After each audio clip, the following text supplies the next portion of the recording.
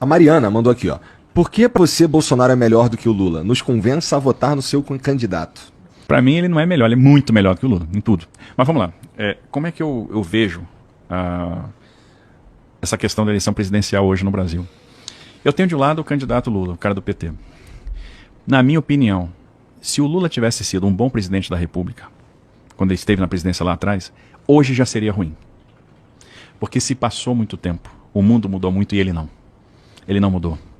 Ele continua com a mesma cabeça de 40 anos atrás, quando ele disputou a primeira eleição presidencial. Ele continua pregando a mesma coisa. E uma coisa interessante, você sabe quem é Bolsonaro, você não sabe quem é o Lula. É uma incógnita. Porque ele não dá demonstração. Você vê o Meirelles agora. O Meirelles disse, eu não tenho clareza sobre o... Meirelles, economista que está apoiando o PT, disse, eu não tenho clareza sobre o plano econômico do PT, eu não sei se eles estão indo muito à esquerda. Isso foi noticiado agora recentemente. Você não sabe quem é o Lula, você não sabe o grau de rancor do Lula. Mas se ele, vamos supor que ele tivesse sido um bom presidente, hoje ele voltar já seria muito ruim. Porque ele está superado em termos de ideias. Ele não acompanhou a evolução do mundo, ele não acompanhou a evolução dos tempos. Ele está pregando o que ele pregava há muito tempo atrás. E lá atrás, ele não foi bom. Então, se tivesse sido, já seria ruim ele voltar agora. O problema é que não foi bom. Por que não foi bom? Que quando a gente tinha todo o vento soprando a favor, ele não fez o que precisava ser feito. Ele aprovou o marco de saneamento e deu saneamento para as pessoas? A pessoa que se preocupa com o saneamento? Não. Ele fez a reforma agrária? Não. Quem está dando tiro de terra é o Bolsonaro. Ele fez investimento em infraestrutura?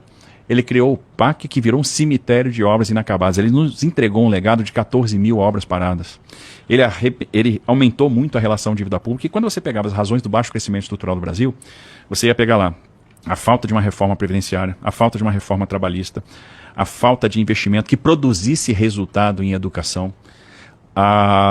Você ia ter lá a falta do investimento em saneamento básico, né? O investimento em infraestrutura, a falta de facilidade para fazer negócio, a falta do doing business, a falta de crédito. Então, de repente, agora você tem, depois de 2016, quando o PT sai do governo e você tem a ascensão ao poder do Michel Temer, você rompe, você sai de uma era anti-business e entra numa era pró-business. A partir dali, você aprova a reforma trabalhista, que ele está dizendo que vai desfazer. Imagina se você desfaz a reforma trabalhista, a quantidade de emprego que você vai perder, a quantidade de investimento que você vai expulsar.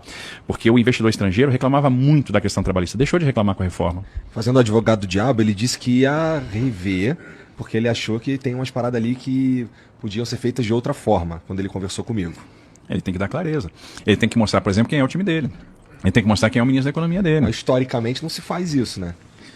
O Bolsonaro fez. Na eleição passada, você sabe quem é o time do Bolsonaro.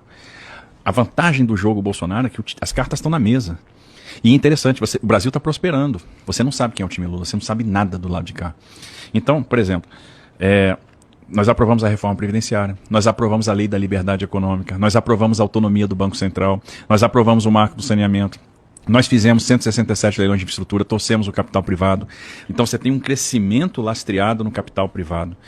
Você avançou no e-business, você avançou na questão do crédito. Então o Brasil teve uma revolução silenciosa de sistema financeiro, né? Uma revolução que democratizou o crédito, você teve um aumento da oferta, você diminuiu o estoque de crédito subsidiado.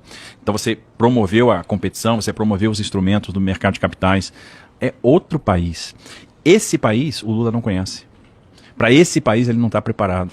E ele não tem nada que encaixe nesse novo Brasil, nessa nova realidade de mundo.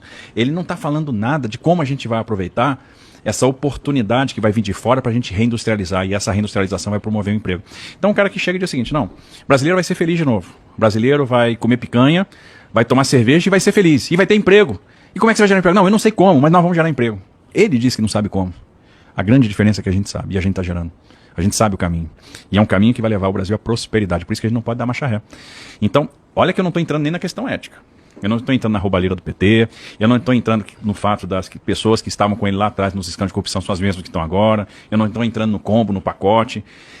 Eu estou só falando do quão antiquado ele ficou. Ele não conseguiu se reinventar. Ele não conseguiu estabelecer uma nova liderança. Ele não conseguiu formar substitutos.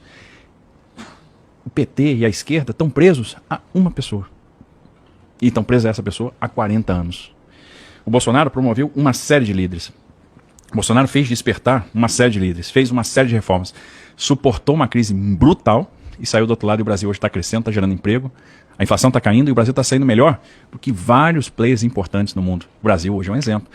Conversa com o Roberto Campos Neto, por exemplo, para ver a percepção hoje dos bancos centrais aí do mundo e do investidor estrangeiro com relação ao Brasil.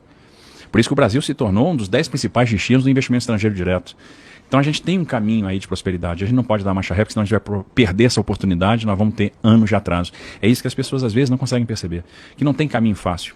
E o caminho, na verdade, da picanha é o caminho do emprego. E o emprego está com Jair Bolsonaro.